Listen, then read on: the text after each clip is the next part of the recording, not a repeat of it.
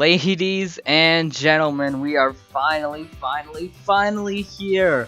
One of our goals is finally completed. It feels so great. Okay, so usually with these episodes, I explain what I did throughout the week, and then I show the battles as I get to it. But no, we're gonna do a little bit differently. I'm gonna get to the battles first because I cannot wait to show it to you guys. I worked so hard on this. Having so much fun working on this. I know you guys will love it. So, without further ado, here we go. Elsword, 2-hour free-to-play, 100% free-to-play challenge, episode 11, Rosso raid. Please enjoy.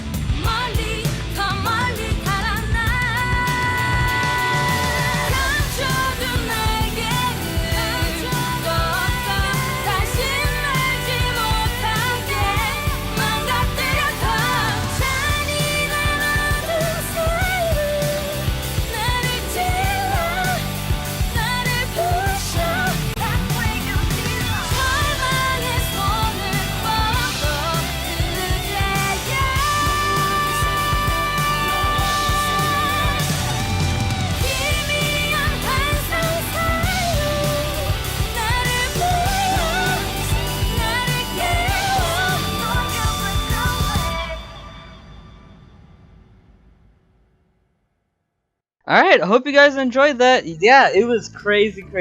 So let's talk about what I actually did this week. So the main goal this week was finally finishing up my stage set. I told you guys last time I'm going to make a Rigor stage set. I still had a bit more combat power to get, because unfortunately I think breaking the Alreino set did cause me to lose a bit, so I had to regain it.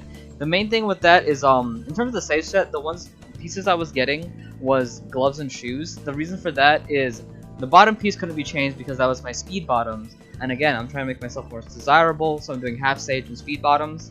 So speed bottoms, and the top piece was polarized, and I felt like polarized was a good combat power booster, so I didn't replace that. So I replaced the shoes and the gloves. That worked out mostly, but it was really hard to get this, the combat power. I had about almost 100 sage stones, and not the best. Honestly, I did not have any good luck today, guys, with a lot of things. Trying to socket for crit and maxi, pretty tough. Didn't get the best things that I wanted to get. I did fork over a bit to get an extra socket on the glove, and I guess I could have got another one. I only got one socket, and I guess I could have bought two maybe, just in case I really couldn't get the CP. I had to do the event, bit of events as well.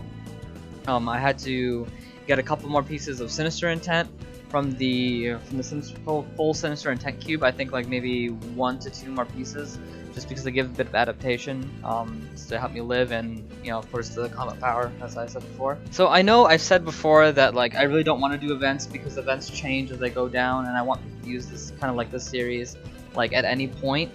They can just use this series at any point, but to get a move on, and to I really wanted episode 11 to be the episode where I do Rosso raid, and especially recently haven't been able to play the game for various reasons. You guys know why. So I just kind of bit the bullet there and just used events that weren't Sage Stone events. I hope you guys aren't angry at me for that. I also used Elsword the Gold Title as well to boost my combat power. I hope you guys aren't too angry about that. For people maybe watching this in the future, they don't have the certain events going on that I have going on. Certain alternatives are you could just get the Sinister Intent pieces that I didn't, obviously. You could get more wedges. I only got one wedge that I put on the glove, and obviously a wedge on the weapon. But I only had one wedge on the glove. You could put a wedge on the shoe. You could always reforge the pieces. I tried to reforge a little bit, didn't work that well. Let me always try to reforge that. What else? The Igneous set. I don't have the Igneous set. And more optimization of Sage Stones. My Sage Stones weren't the best, and I didn't want to use Sage Stones on Elder Node gear much because I'm going to replace that with Sage gear. That as well. And I think that also 4 skills. I missed a couple Hanaires, so I wasn't able to upgrade my eroding energy. If I was able to upgrade my eroding energy to elite, I would have gotten a lot of combat power from that as well. So all these options are here just in case these events aren't going on that I had going on, and you can catch up with me sort of in a way. Eventually, I was able to get the goal of 333,000 KCP. Quite a milestone there. So hopefully I can get some more dungeons as well. Gotta work on that later. But in talking about the raid, so getting the raid party, it was a bit difficult. It was a bit difficult, to be honest with you, just because I came at like an awkward time. Like, what I wanted to do was I wanted to wait until the weekend. Like, there's quite a few people raiding on Saturday and Sunday. Quite a few people that will just take buffers, not just like an amazing party. They'll just take a generic buffers, and that's what I am. I'm a buffer in the sense that like I have a Sage set, speed bottoms, and I'm a debuffer as well with Ifrit Flame. So I was able to do that. So I wanted to raid during the weekend, but things happened and I couldn't, so I had to just rely on this Monday. Pretty much what I did, and I actually messed up a little bit. I just kind of like recruited for certain parties that seemed like they weren't looking for specific buffers, they were looking for generic buffers. I just kind of applied to them and just kind of waited until they eventually accepted me. And I did get a bit of help. I did get a bit of help from one of my guildies, and I messed up here. I should have just whispered the party leader and told the party leader that I have Sage set and speed bottoms. I told my guildmate that I had Sage set and speed bottoms, and he told the party leader, and the party leader was fine with it. They were just like, oh cool, Sage set and speed bottoms. But I messed up there. So yeah, if you personally doing the same thing I'm doing with like half Sage set and speed bottoms as a DPS character, try to whisper the party leader and tell them that while you're recruiting, because usually people don't look at your gear, they just kind of look at your CP and class while they're looking for support characters, and they're just like, this guy doesn't know what he's doing, why is he recruiting? But if they looked at your gear, they'd see that you have Sage set and you have speed bottoms. So I just wanted to make that point clear. That's something I messed up on. Yeah, in terms of the actual raid, like playing the raid, not too bad. Nova doesn't do that much in terms of like debuffing and stuff like that. It's just really Ifrit Flame, so the freezers can freeze for a maximum amount. I also took up the job of doing wind orbs, so I tossed out wind orbs just at every boss and every opportunity that I could. I also apparently like I did a bit of a haze explosion as well. I don't know if haze explosion actually makes the bosses like attack patterns go slower, but maybe they do. So I just kind of did haze explosion. But yeah, Ifrit isn't too hard to use. You just kind of like aim it, fire it, You want to use it obviously at certain points when you want to freeze, like at the big eye and at phase 2, so freeze can get a lot more time, like freeze durations, especially with the Shaktis, which I had in my party. The Shaktis had like a very long duration on their freezes. It was very nice. Yeah, and I'll do that real quick as well. Shout out to the party that took me. Shout out to AKA Neko Blade, Lusty Aisha, Ruminate, my guildmate Screen Tear, Bomb Like Us, Hyarella, and Save Hammies. You guys, it's a great raid. Thank you so much for taking me. I didn't die at all, honestly. Yeah, I don't think I died. Check the footage. Check the footage on that. But I don't think I died at all. I mean, that's not saying much. I wasn't really attacking, especially in the final phase. I was just kind of staying away from Rosso, and I was like, alright, is Ifrit Flame ready? Alright, I'm going Ifrit Flame. And if I got hit, thankfully I wasn't getting one shot either. Probably because of the adaptation that I had, and I used an adaptation potion as well. If I needed to attack, like, just to stay alive for iframes, I would just do, Revolver Cannon, Giga Prominence, and Deadly Raid, especially Deadly Raid has a lot of iframes. I could have used Hellfire Gatling as well. I didn't think about it at the time, it just came to my head right now. But I could have used Hellfire Gatling. Hellfire Gatling lasts a long time. But if you're paying attention and you can just kind of watch Rosso, you shouldn't be getting hit by much anyway. So real quick, I want to go back. I want to go back to episode 0, or I guess episode 1 of the free-to-play challenge. And go back to that time. So June 8th is when I uploaded episode 0, which is just like stating the rules and stuff like that. But the actual episode 1 I uploaded June 15th. So June 15th to, what is today, August 24th?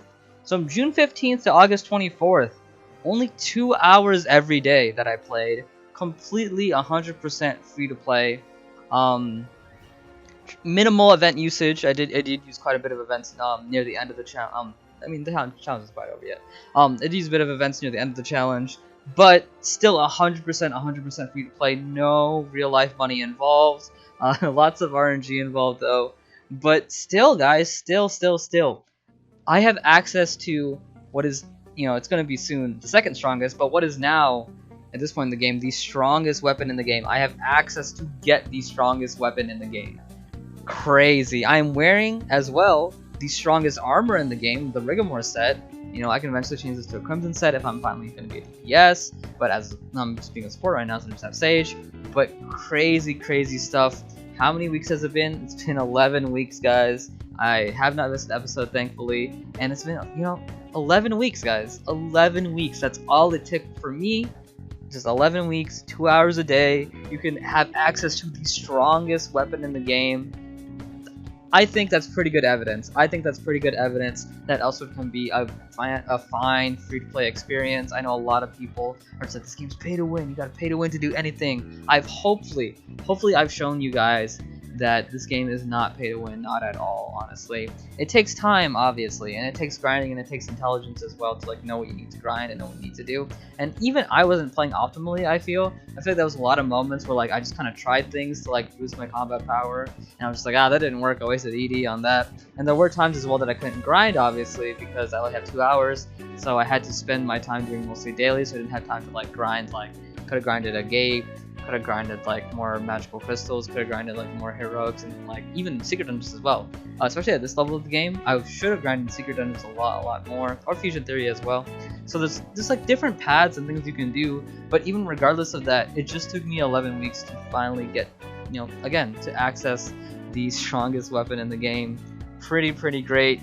I hope people who are watching this can use this as a guide and use this as evidence to show you guys. That's the main thing. Just use this as evidence to show that this game can be very free to play friendly if you just know what you gotta do. That's all it is. You just kind of know what you gotta do. As I said before, this is the ending of my first goal. I had 2 goals when I started the challenge. I had 2 goals. The first goal was to finish Rosso raid. That is completed, 100% completed. My second goal is to be able to go to every single dungeon once, so play every dungeon once. For people who are wondering, that doesn't count Runam because Runam wasn't a thing when I started the challenge, so I didn't plan for that. But we still will be getting into the other dungeons of Riggamore. I think the highest CP dungeon is either Grotto or Ice Rate, so we will be getting into there. And the conclusion, the finale of the free-to-play challenge will be a Hell Mode Gauntlet throughout all Master Road bosses in their Hell Mode. That will be the last thing I will do for the free-to-play challenge.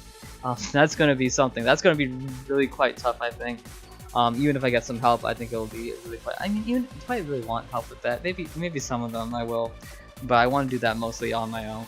So that is like the path I'm gonna take for the rest of the free-to-play challenge, is getting combat power enough so that I can eventually do the Hell Mode dungeons of Master Road. And aside from that, that is gonna be the conclusion of the free-to-play challenge. At least for now. I am open to the idea of doing an eventual season 2 kind of the free-to-play challenge, but I need some time, guys, because this has been a rough project, like rough in a good way. It's been difficult, but it's been rewarding as well. I hope you guys have been enjoying it. If you guys enjoy it, that's rewarding enough to me. But I definitely need quite a long break if I want to try to get into Ruinam and do Ruinam stuff. Ruinam, I don't know. But yeah, that's it for me, guys. That's it for me. I feel great. I hope you guys enjoyed episode 11 a lot. I had a fantastic time working on the boss compilation. I might upload it separately. Tell me what you guys think about that. I know it's just like, if people who like the compilation are just like, and they want to rewatch it, just like, oh, they gotta go through this like 15 or 10-minute video to watch it. So if you guys want me to upload it standalone, I will.